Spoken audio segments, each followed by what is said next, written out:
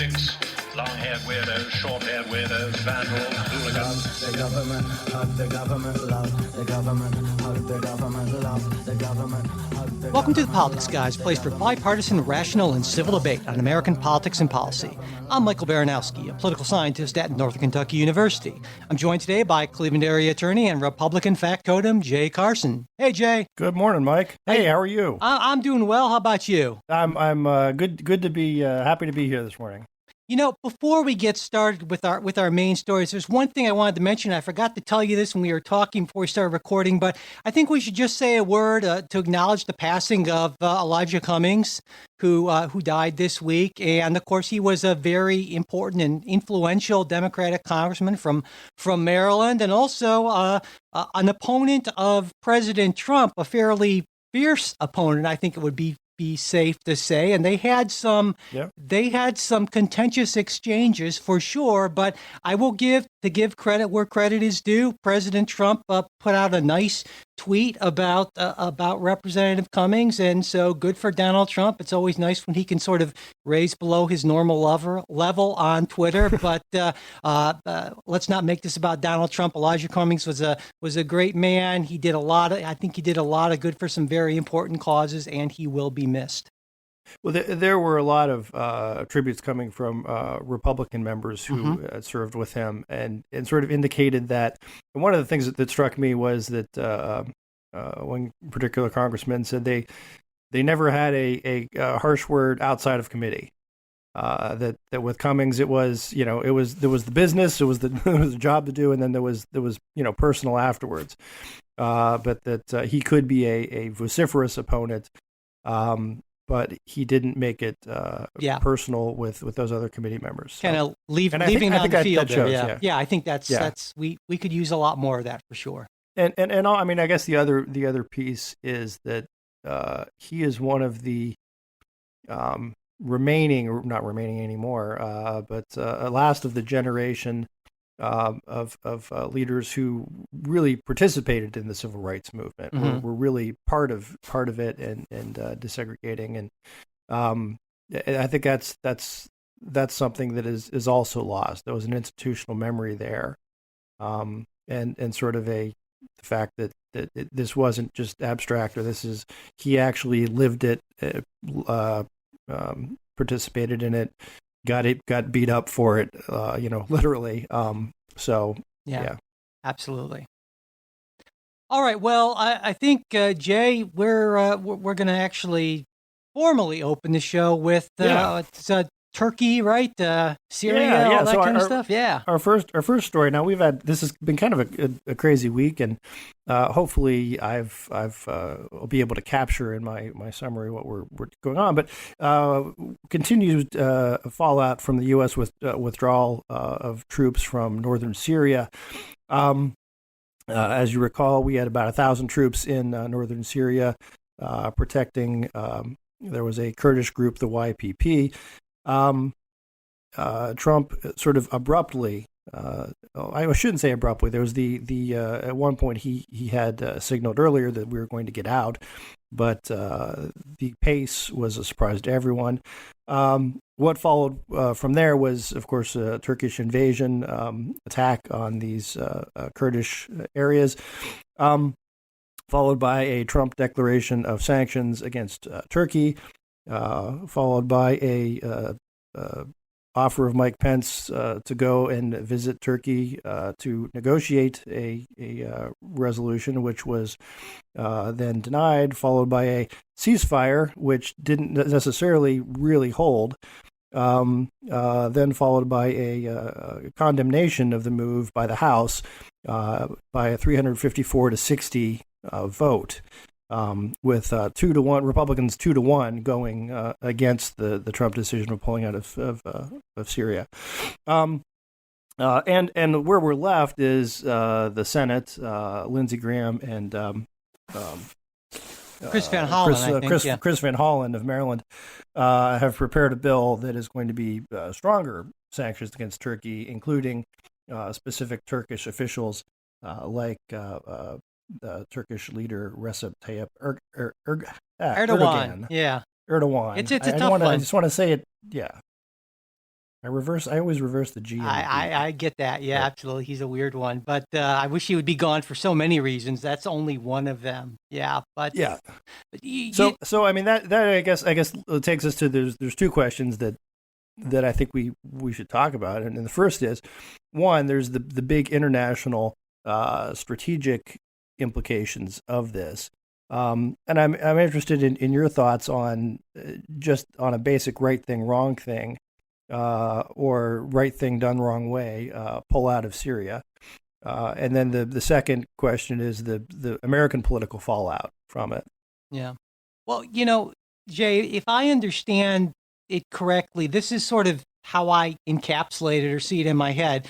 Trump talks to Erdogan, and Erdogan says, well, we're going to invade northern Syria. And Donald Trump says, well, I don't think you should do that. And Erdogan says, well, we're going to do it anyway. And Donald Trump says, well, okay, I guess we'll pull out our forces then. And right away, I was like, whoa, boy, that's a signal of pretty intense weakness and capitulation. And then after we pull out our forces and say, well, we pulled them out, but we said, don't do that, even though we knew it was coming. Yeah, exactly. Yeah.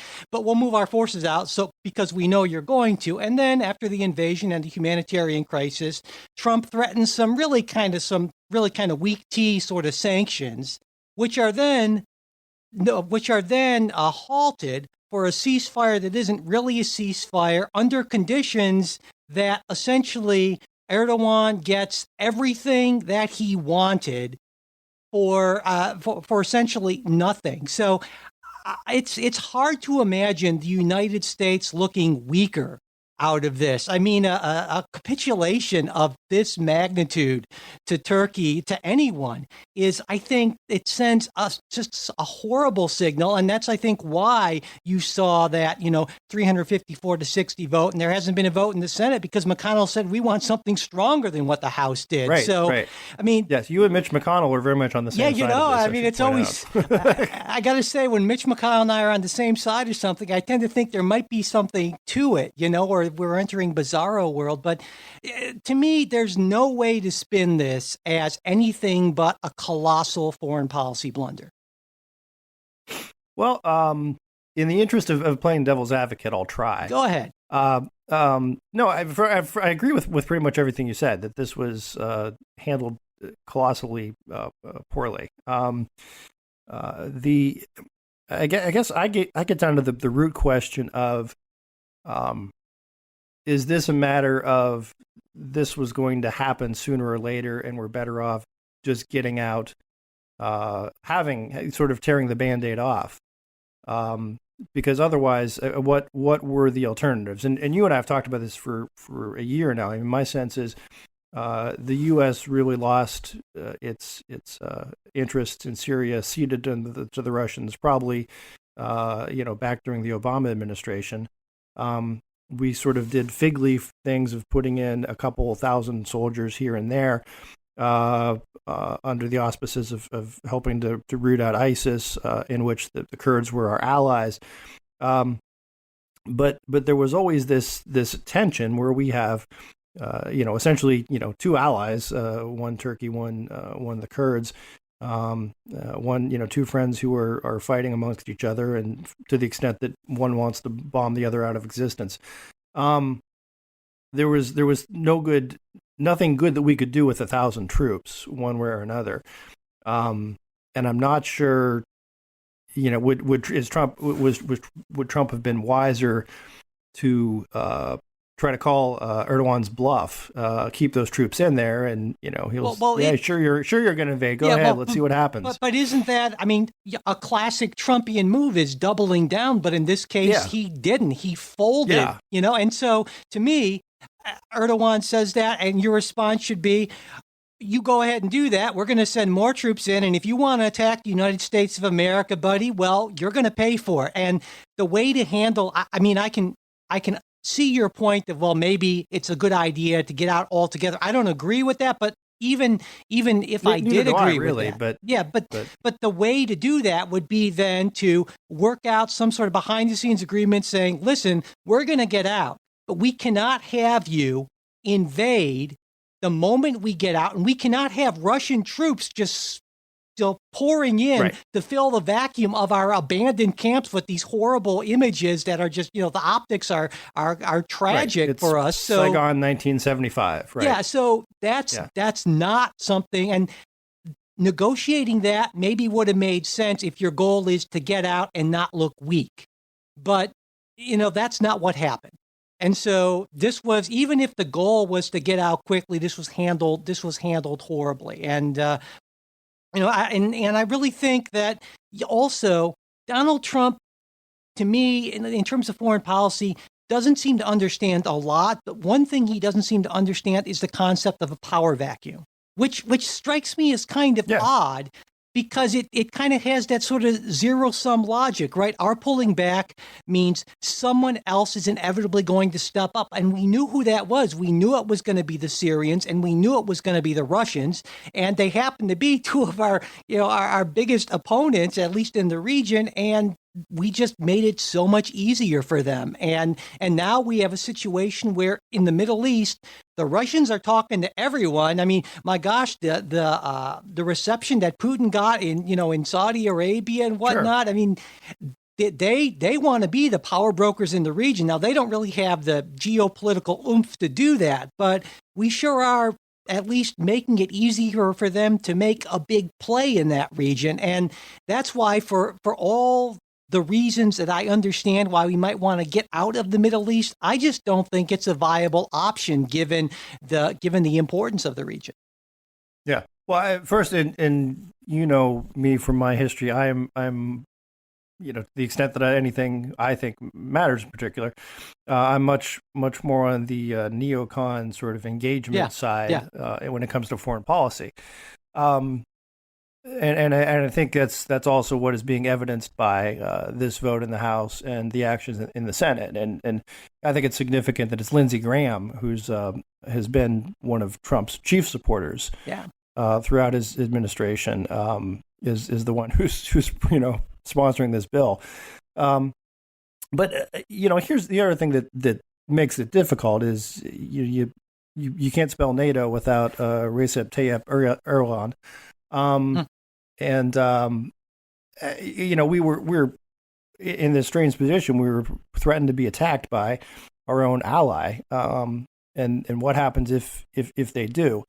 I think Trump sees things, and I think you're right on the power vacuum thing. He doesn't necessarily think like that. I think he thinks in terms of good deal, bad deal. If he sees something, it's more of a business. And I don't know. This is sort of the armchair psychoanalysis, but sort of the look, if a business isn't performing, unit isn't, get out of it, dump it. That's what you do in the stock market. You don't keep sentimentally holding on to your losers just because you think they're going to turn around. I think that falls apart because you also don't abandon a market when you know that your big opponent's going to swoop in and try to take up that market share. So I think get what you're doing. In business, you don't think. I don't think it's a thing if you do abandon a market if you think you can't be competitive in it. Well, I think you don't do it. Well, again, all of this, I think. So many people are overanalyzing. I don't think Trump is thinking in terms of business strategy or any strategy. He has a conversation with someone, and his gut tells him something, and that's it. And so, I thought that. And this is this has been Trump has been saying this for some time about he wants to get out of these, as he calls, endless wars, which is sort of a parroting of what the old Democrat bumper sticker from the early 2000s was, right? So this is sort of always been a Trumpian sort of, again, the Jacksonian kind of withdrawal. But I think the alacrity and of which it happened, that seemed to surprise everyone. I think that's the bigger problem. There may have been, if you have to get out, there could have been a more orderly, more dignified way to do it. But orderly and dignified is not Trump's strong suit. And not just that, but of course, the message it sends for abandoning the Kurds. The Kurds should be used to it. My God, everyone seems to abandon the Kurds. I was gonna note you have a special affinity for the Kurdish people, dating back to I recall in 1989 International Politics. You did a presentation on the Kurds. I'm a fan of the Kurds. Yeah, I like, but Yeah. but not only abandoning them, but also saying, well, it's 7,000 miles away. Europe can deal with it. And I think it was one member of Congress who said, hey, the people who bombed or took down the World Trade Center were more than 7,000 miles away. So it's not necessarily all that great to be so cavalier about this sort of thing. So you and I agree on this sort of isolationist kind of fortress America thinking that was out of date even in the 1950s. Certainly, that's kind of that's like 19th century thinking, and it's just utterly ridiculous and short-sighted, and is ultimately to the detriment of not just the United States but the cause of freedom and democracy in the world, which I think should still mean something. Yeah, I'm going to throw one more again as a devil's advocate sort of thing, just to look at the complexity of this, because I think it is more complex than it's being portrayed in the media. And that is this is a dispute between one, an authoritarian strongman who certainly doesn't share our values, and that Donald Trump? Erdogan, or that's what I mean. Sorry, I wasn't Erdogan, sure who you not, meant. not Trump. Listen, I mean, Turkey does not share Western values in terms of it used to be more so, but is becoming less so. I think I read somewhere that Turkey has like the most per capita number of journalists imprisoned, and which is never a good sign for the health of your regime. Likewise, the YPP, who are the Kurdish forces, may or may not be any saints either. They are a little terroristy. They have ties to the PKK, which had ties to other terrorist organizations, but they were an ally of convenience in fighting ISIS.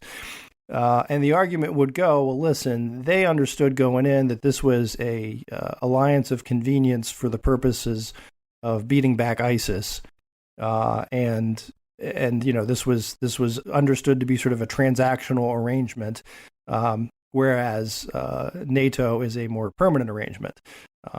Now, again, that's the devil's advocate kind of argument, but I think it's important to think this isn't just there are bigger things here than, I mean, Trump acted dumbly and impulsively, but there's a bigger problem here, regardless of whether it will be President Trump or someone else addressing it. And I think that's a good point you make, because you mentioned transactional relationships, and that to me seems to be how President Trump sees almost all of our relationships. And that's very different, especially when we're talking about our relationship with, Europe and especially with Europe and some other countries as well. And I think that's what a lot of people are concerned about, that idea that that's not really, at least entirely, how our foreign policy has been. And we damage, if other countries, if our main allies can't count on us and just expect it, we're going to be entirely transactional, then all of a sudden a lot of things, fall apart, and that's not good.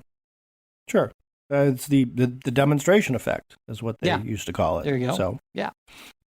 So, well, moving on from that to impeachment this week.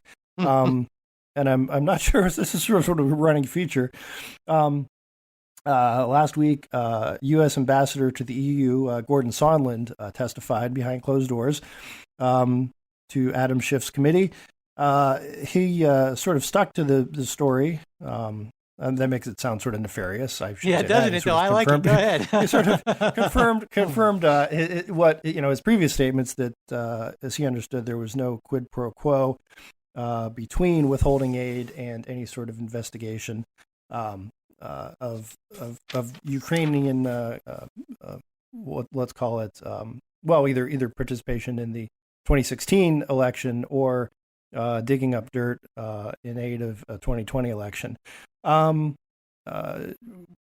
White House acting White House Chief of Staff, then quite helpfully, Mick Mulvaney jumped in to say, "Well, no, it's we do this all the time." And there was he didn't say quid pro quo, but he said that it was tied to investigations of Ukraine's role in the hacking of the Democratic emails in 2016, which I don't want to get into this whole thing because it gets pretty weird and complicated, sure, and a little conspiratorial. But the gist of it is that the the conclusion that the DNC emails were hacked by the Russians came from a company called Crowdsource, which Trump contends is related to Ukrainian entities, which has yet to be really proven.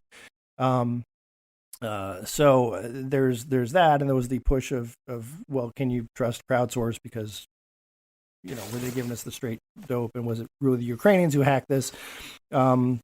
It all seems a little academic maybe at this point, but Mulvaney then walked back his statements. He ran it back, yeah.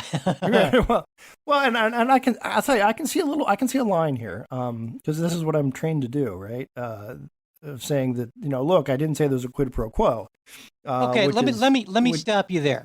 Yes. Mulvaney's exact words were, did he also mention to me in the past the corruption related to the DNC server? Absolutely, no question about it, but that's it, and that's why we held up the money. Now, that is the definition of a quid pro quo.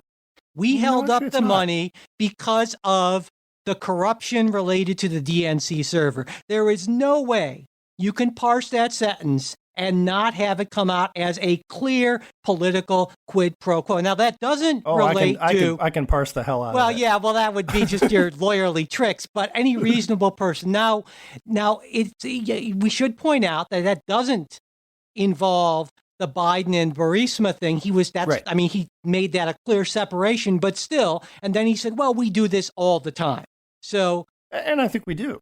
Well, to a certain extent, not for campaign help. So the difference is whether it's whether he had the discretion to do it, right? If it's congressionally approved funds that are supposed to go and by a certain date, and you have the discretion to hold them up or you don't. But so and then and you mentioned that Sondland testified that there was no quid pro quo. Actually, I believe he testified that is what he was told by President Trump. Exactly. But he didn't know if that was actually the case or not. He was just repeating what he was told by the president. So basically, texted by the president. Yeah. So and I think that's important. He also, Sondland mentioned that he didn't even realize that the Bidens were connected to Burisma, which is obviously ludicrous because there's no plausible deniability for him, because Giuliani was been pushing this for a long time, and it's been all over the media, especially the right-wing media. So essentially his defense is, I was incredibly out of the loop and totally uninformed and like the worst, dumbest diplomat ever. And that was just a ridiculous defense, but I guess it's all he had. He was too busy redecorating the residence, apparently. That was, the other thing, all we know from Sondland is what was in his prepared statement that was released. So we don't know to the extent there were follow-up questions. We don't know to the extent we assume that he said everything that was in the prepared statement. So let me see. Said he hasn't, but. Let me see, Jay, if I kind of have a good handle on this. So you mentioned the closed-door hearings, but we know in these hearings that both Democrats and Republicans are represented on these committees, and both sides, according to people who are in these hearings, have been given unlimited question time with witnesses. It's like, I think they said an hour back. So this is in-depth stuff, and both sides have an opportunity. And to me, right away, this call that this is illegitimate, there's no due process, that I think is the grasping at straws there, essentially. I mean, this is an initial investigation, and the idea that you would let everyone know, say, well, what's his story? I want to make sure I have this, so that way we can coordinate our message and that sort of thing. Can you imagine if the police provided that sort of due process, in their investigations? I mean, it would, it's a ridiculous argument, I think, especially given the fact that multiple Republicans are there and have an opportunity to question these witnesses. So that to me is an illegitimate argument, actually. Well, I think you're maybe looking at it the wrong way, and my argument isn't that the process is illegitimate because there's somehow no due process. Okay. But I think the issue is this isn't a criminal trial. This isn't a grand jury. The jury that you eventually have to convince is the American people. And if you're proceeding behind closed doors, and sort of leaking things selectively, there's going to be a lot of suspicion that look, is this really something important, or is this just political shenanigans? I think if you want to, and I'm not saying that makes the process illegitimate, but I think it certainly does. It's bad optics, right? Okay, if this is something that is so important to our nation, to hear all this, to know all this, to find out what's going on. But we're not going to let the press in. I agree with you. I guess what does that message send? And I think the message it sends is this is political, and we're going to, it's just Democrats trying to play gotcha, Republicans trying to protect them. I agree with you on the public, on how people who are inclined to perceive it that way, that makes it easier for them to do that. But I think you would agree with me that you can get a lot more real work done if you don't have the cameras on you all the time and are concerned that every single thing you say is going to be used by your political opponents in a re-election campaign. And I think that's why they're doing it. And but some parts that's what makes democracy tough. I mean, absolutely. And I agree with you on that entirely. And there was also this report that from Mitch McConnell, telling the Senate to expect a trial before Thanksgiving, and then maybe we can get a motion to dismiss before Christmas. And I guess McConnell would want that because now he's saying to hunker down. Yeah, because Pelosi responded to that by saying, we're not really working on on Mitch McConnell's time frame here. So I think that was I'm not really exactly sure what the point was in that. So, and like you, there are a lot we don't know a lot of things at this point, right? And we are just getting sort of these secondhand accounts, what the prepared statements are, and I think that's important. It seems to me that what I can glean at this point is multiple witnesses have testified, or at least prepared remarks, saying essentially that U.S. foreign policy toward Ukraine was being conducted not so much by the professional diplomatic staff, but to what really is sort of an unusual degree by what have been called the three amigos. Someone who is Sondland, who was ambassador to the European Union. And by the way, that doesn't include Ukraine. Kurt Volker, the envoy to Ukraine at the time, and then Energy Secretary Rick Perry, who's resigning now. Right. And also, two of those people are, you would say, the typical diplomatic staff. Absolutely. Yeah. But then also multiple witnesses have testified that President Trump's personal attorney played a significant role in foreign policy toward Ukraine, and that Giuliani said that himself, essentially. And this is something that apparently caused a lot of tension because, your personal attorney is not supposed to be an agent of U.S. foreign policy. In fact, I believe that might actually be illegal. And John Bolton, among others, was pretty worked up about that sort of thing. So I think that's I'm not going to say that's what we know, but that seems to be the story that's emerging based on these bits and pieces we're getting from the testimony.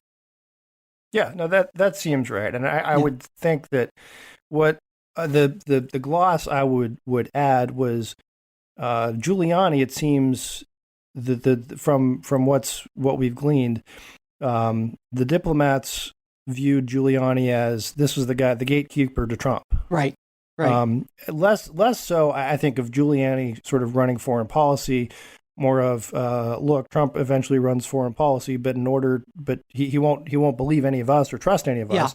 So we got to get Giuliani's buy-in. Yeah, and Giuliani has all kinds of which is a little different than saying Giuliani's operating foreign policy.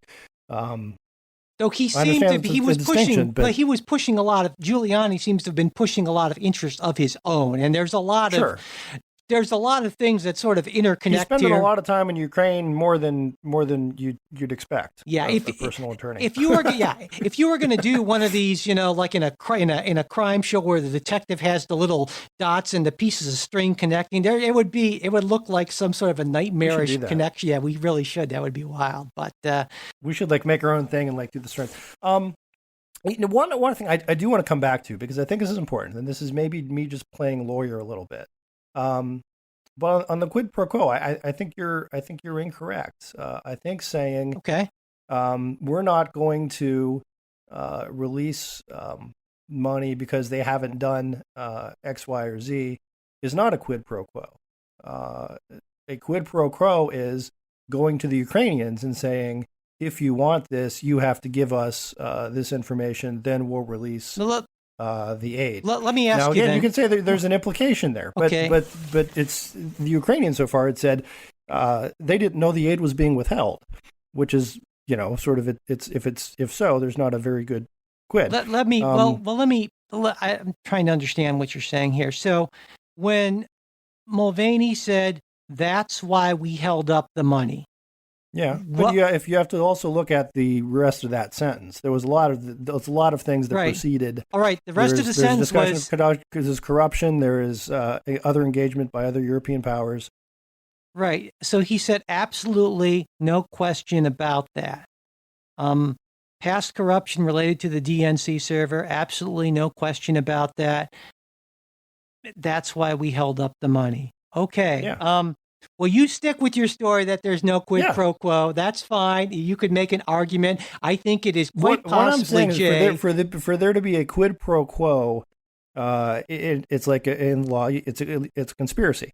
You need to have two parties conspiring. I see what you're saying. Okay. This You're is a saying that- right. unilateral decision saying, Right. I'm not satisfied with how they've performed or what they've provided I see to what us. you're saying. Okay. Therefore, I'm withholding aid unilaterally. Okay. It's different from saying or proposing, if you do this, I will give you this. Okay. It's so yeah. And that's No, maybe okay. a semantic No, that's point, but fine. I am all, Mike. I'm all about clear thinking Sure. and making sure that I see what you're saying. It's still Yeah. corruption. It's just not quid. It's just doesn't fit Right, the it's not technical good, but definition of quid pro quo because holding up congressionally Exactly. authorized money to achieve personal political ends is still corrupt. It's just not. Okay, fair enough. I will agree with you Yeah. on that. I don't have a problem with that.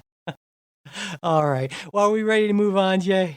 We are. Before we do, I'm so sorry. Before we do, I just tried to move us along, but I wanted to say one other thing. And, some people are talking about support for impeachment, and support for impeachment has been rising. In fact, now there seems to be a slight majority. And I know you don't follow a lot of media on the left. I do, of course. And so I'm sort of forced to. well, really. yeah, I know we could, but a lot of on the left are saying, well, minute. see, now we can kind of move ahead. But to me, I wanted to point out one thing: it's not so much about overall support.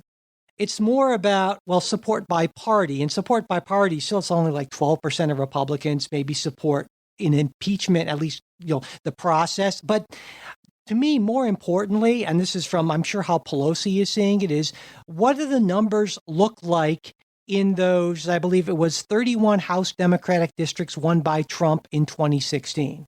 Right. And I bet you those numbers might look a little differently because given the fact that we know, and I've said this before, but I wanted to kind of push back against this movement on the left saying, well, the public is with us. Well, the public in general doesn't matter. What matters is, how is this going to affect our control on the levers of power so that we can do good things for people as we see them on the left? And so I think it's important to keep that in mind. And I'm sensitive to the argument that sometimes you just have to do the right thing because it's the right thing and damn the consequences. And that's why a lot of people voted for Donald Trump, right? Saying, well, the right thing is getting these judges in. And so it's a balancing act, but I don't think people should be so quick on the left to jump to the conclusion of, hey, the public's with us now, because I think that's a pretty questionable assumption. I would say I was actually going to maybe make the opposite point that there's everything is always connected, of course, and the idea that Trump really couldn't have picked a worse time on this Syria withdrawal to alienate people whose support he needs. Namely people like Mitch McConnell and Lindsey Graham, and all those House members that voted to condemn the withdrawal. Again, does it necessarily change how those folks vote on impeachment? Not at this point, but it's one of those. It's one more headache, right? It's it goes from, hey, we're with you, we're staying with you 100% of geez, now so yeah. I think there's a little bit of erosion again, I don't see it actually changing any outcomes at this point. But down the road, you know, you may look back at it and say that's when it started to change, I guess. So moving on, about things that have changed, the Democratic debate hosted yet another debate. And at this point, you know, Mike, I think I would say that Senator Warren seemed to appear as the front runner. Yeah. She was treated as the front runner, and in light of numerous things, the Biden flubs, the issues with his son, the Sanders heart attack, she sort of seems to be the last woman standing at this point, and was very much treated by the event coordinators as the front runner. My impression was Biden did not do himself any favors. There were some sort of gaffes, slips, weird Bidenisms, where you weren't sure exactly what he was talking about, where he said things about how he was proud of his son's judgment, and those kind of, again, just general weirdness. So I don't think that he moved the needle particularly well. You know, and you could say, well, he didn't need to for a while, but he's starting to get to that point now. The other thing I found interesting was that Amy Klobuchar has sort of taken up the mantle as the, you know, seriously, how much is this going to cost wing of the party, calling out Elizabeth Warren on some of her proposals, such as the Medicare, sort of her version of Medicare for all, and Green New Deals and so forth, and just explain, listen, there's no way that you can pay for this program with the wealth tax or the other proposals you've thrown out there. It's you know, please admit this would require a large middle class tax hike. So that's sort of my just sort of snapshot. I didn't go into like real deep detail on who said what, but that, I mean, I guess, is that from your view? Are you seeing the same thing I am? Yeah, pretty much. I mean, I've always felt that that Bernie Sanders is kind of the less detailed and more honest version of Elizabeth Warren, you know, in the sense that Right. Bernie calls it socialism. Yeah, well, Bernie's willing to say, yeah, taxes are going to go up. And now Warren's in this position where she's realizing, I think, that, you know, it's a lot harder to be the center of all these attacks. And I think she did a good job and so forth. But, you know, we can see some things coming a little more clearly into place. I think one thing that I noticed particularly was Pete Buttigieg being much more aggressive, because I think he sees an opening here as Biden potentially falters. Now, it's important to say, though, still at this point, Biden is still the front runner in the polls. And yeah, while Warren has gained a lot, you know, there's still a good, 6 points or so, I think, between them at least at this point in time. And obviously still it's Biden and Sanders right now. Then there's a big gap. And then there's, Biden and Warren. Then there's a big gap. Then there's Sanders. And then you kind of have Buttigieg and Harris. And after that, it's a cast of thousands kind of hanging around at, like 2% or below. But what's interesting to me is looking not so much at the debates, but looking at the state of the race in some other areas that I think are important. So, I think you know where you're going, because I was just going to say it too. But well, a lot's been made about Alexandria Ocasio-Cortez and Ilhan Omar's endorsements of Bernie. I guess that'll be helpful. Yeah, it can't hurt.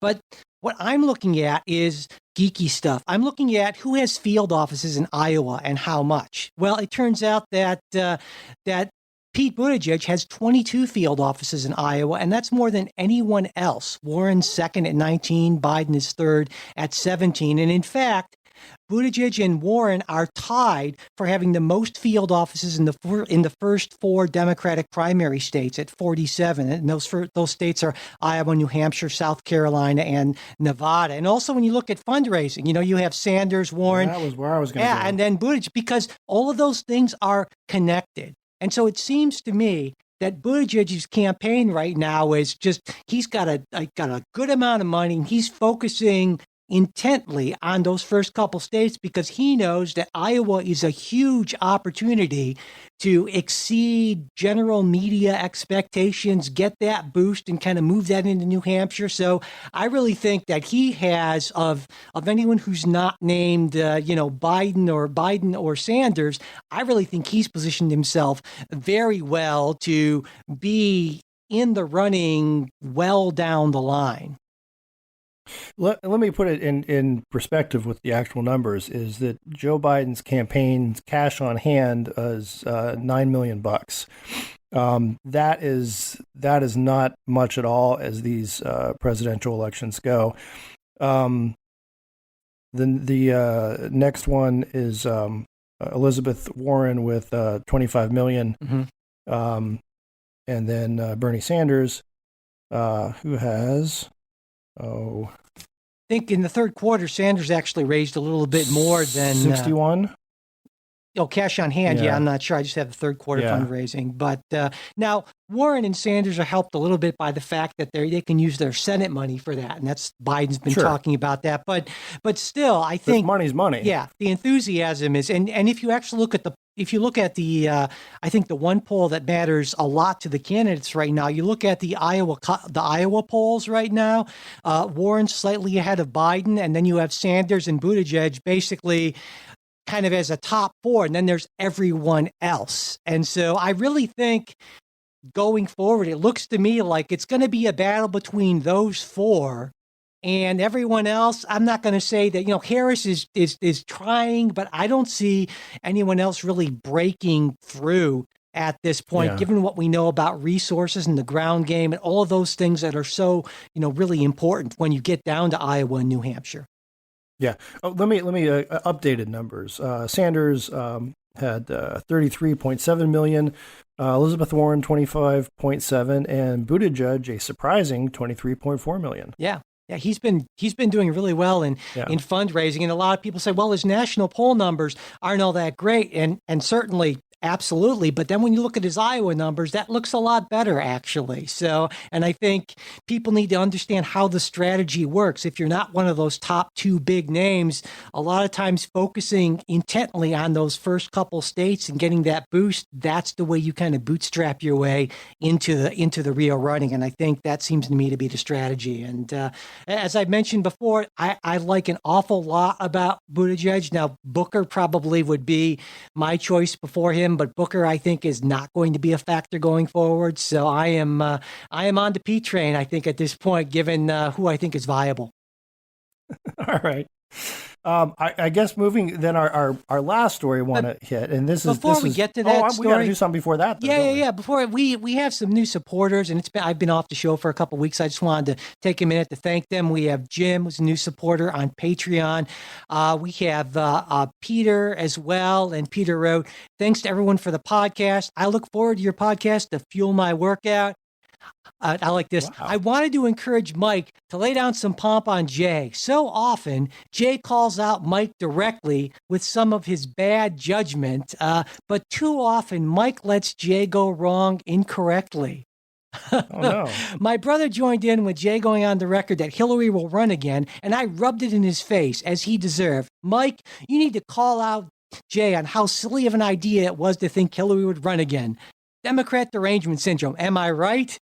Okay, so I guess I just called you out kind of indirectly on that, Jay. I'll admit, at this point, it appears that Hillary Clinton is not running. Yeah, I think it's safe to say. But Peter, never say never. Never counter out. Oh, okay, yeah, right. Anyway, he said you guys deserve support. Thanks for your time and effort. Also, I wanted to send a shout out to Armand, and he became a supporter on Patreon a while back from Iceland, actually.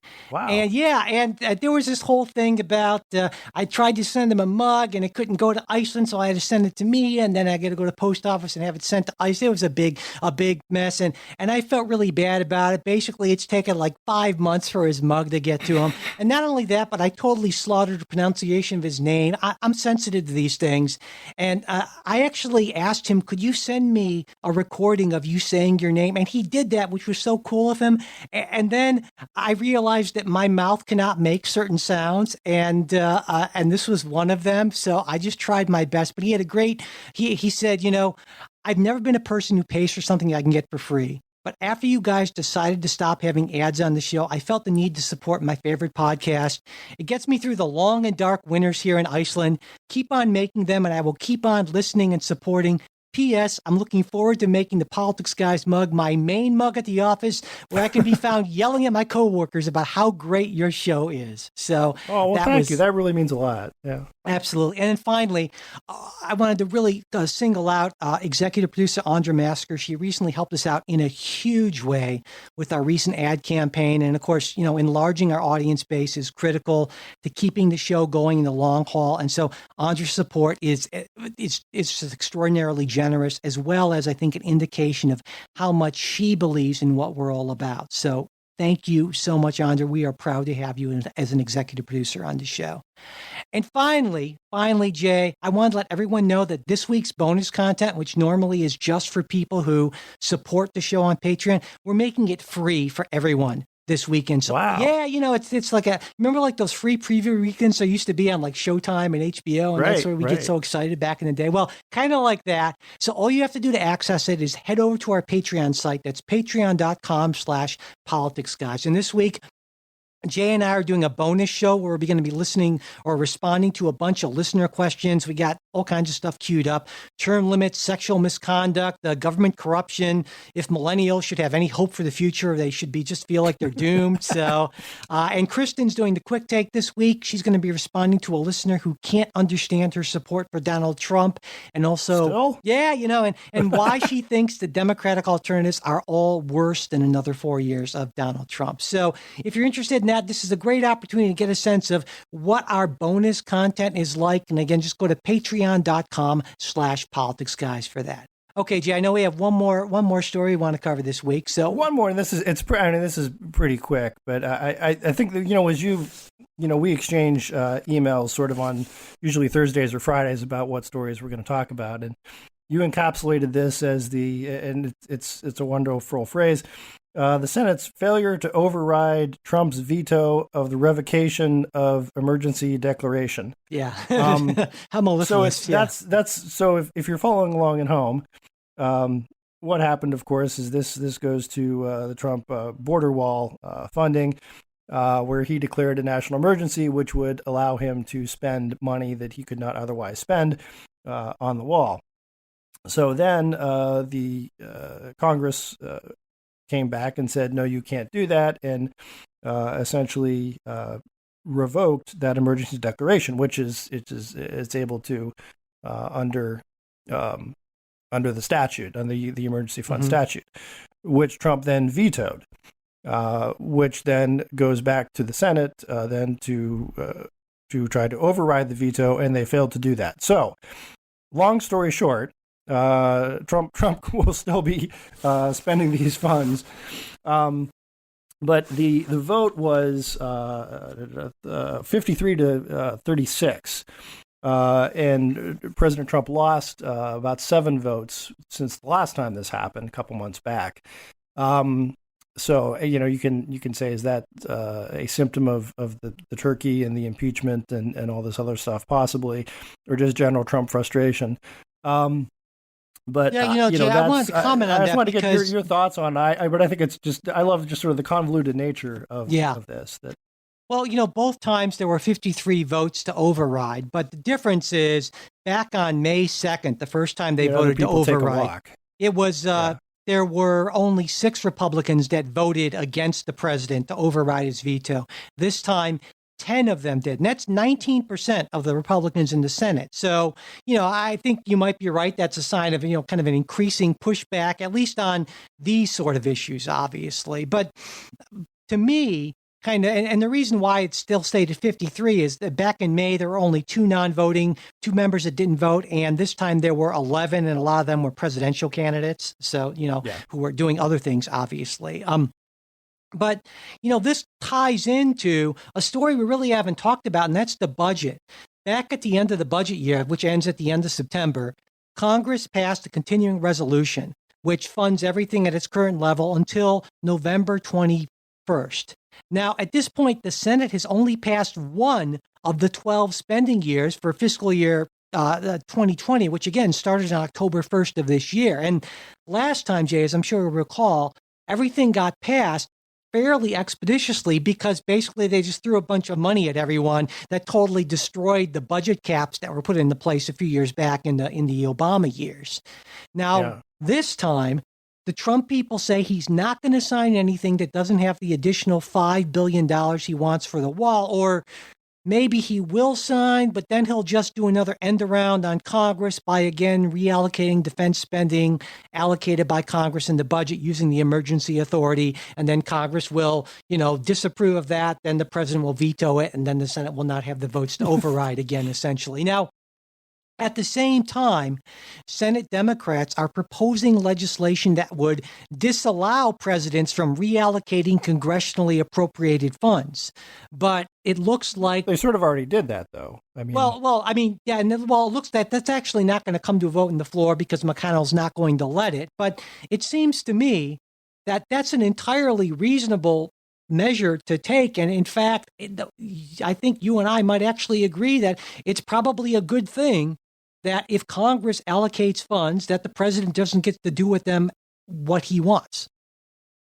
Yeah, right. My point would be, that's sort of already the law. The exception being the national emergency, right, which he's got to do. But then they come back, and so yeah, I would probably disagree with that. We still ought to have some sort of national emergency provision in there. Yeah, but it's basically, it's incredibly broad, and for national emergencies. Yeah, and this would actually be. I think the problem is it's very difficult to define national emergency, and in the past we've just sort of relied on the sense and decency of the president in doing that, and wow, that would be a big mistake this time out with this guy. But and so if you can't define that clearly enough, then what you can do, though, is put in more constraints on the president's ability to act longer term when a national emergency has been declared. So still allow him to declare it, but not allow... But you have to get it reauthorized. Exactly, and not make it so that it essentially requires 2/3 of Congress to do that, basically. So and I think that's kind of what this. I get where you're coming from. It could be a 50% up down vote to revoke the authority, rather than this situation you would revoke it sort of unilaterally, but then that would be subject to a veto. Yeah, and so that's the problem. But wouldn't this new legislation be subject to a veto anyway? Veto, yeah. So again, now are we kind of back where we started from? Yeah. So that would be the big problem. Obviously, I guess the only way to get Trump to not veto it would be to say that, well, it would only go into place for the next president, and then maybe he'd be, I don't know, a little more inclined to sign it, but maybe not. So it's difficult because again, presidents are going to be likely, Democrat or Republican, to veto any legislation that constrains presidential power. Which, by the way, the power was expanded because Congress decided in its infinite wisdom to give the president more of this authority. This and the trade authority and a bunch of other things that President Trump and before him, President Obama and so forth have done only happened because Congress decided to pass legislation that in fact expanded presidential authority that presidents were all too happy to sign into law. Yeah, no, you're exactly right. That said, I'm still comfortable with the statute as it stands, because I think the Trump funding, I mean, we're talking again about $5 billion, $3 billion, $5 billion, and it's given the cost of if you had a real, not to, I'm not trying to judge Trump's declarations, but a real national emergency and couldn't approve the funds when you needed. I think that's just kind of cost of doing business. Sure. I mean, I think there's a difference. I mean, between... I think you put up with some, like, all right, that's an emergency because you want the executive to have that authority and flexibility. Right. when stuff does go really bad. Sure, absolutely. And but arguing that, well, there is an emergency, and so our solution to it is to build a wall that will take multiple years. Well, to me, then it's not really Well, that's not really the slow-moving response to an emergency, right? And when the president himself says, "Well, I could do this some other way, but I choose to do it this way." I mean, well, then but by that rationale, yes, is global warming an emergency? Well, I mean, yeah, and that's why I think you can make the argument that it would not fit under the definition of the national emergency legislative authority that's been granted to the president. So while Right. it's a crisis in terms of emergency, how the legislation is written, I would say no, that a Democratic president coming in who would invoke the national emergency statute to act against global warming, I think that would be every bit as illegitimate as Donald Trump doing it to build a wall. Okay. There you go. Good answer. I like to think I'm consistent. Anyway, on that consistent note, we will close. But again, as soon as Jay and I are done doing today's show, remember, we're going to be doing that bonus show, and that will be free for everyone this weekend, including Kristen's quick take. And again, go to patreon.com/politicsguys to check that out. And if you want to get in touch with us, you can at mail@politicsguys.com. There's also a Facebook page where you can message us, and we post all kinds of stuff throughout the week. That's facebook.com/politicsguys page. We are also on Twitter @politicsguys. And hey, if you haven't subscribed to the show yet, it would really help us out. Please do so on your podcast app of choice. And if you could say nice things about us, whether it's in reviews, ratings, or just to general people, just grab them on the street. That's fine. People Whatever. on the street. Yeah. Don't get too crazy about it. But yeah, we would appreciate it. Thanks so much. The executive producers of the Politics Guys are Bruce Johnson, Wilma Moreno, Andra Masker, and Daniel Toe. Today's show is produced by Michael Baranowski and Jay Carson. We'll be back with a new show on Wednesday. We hope you'll join us.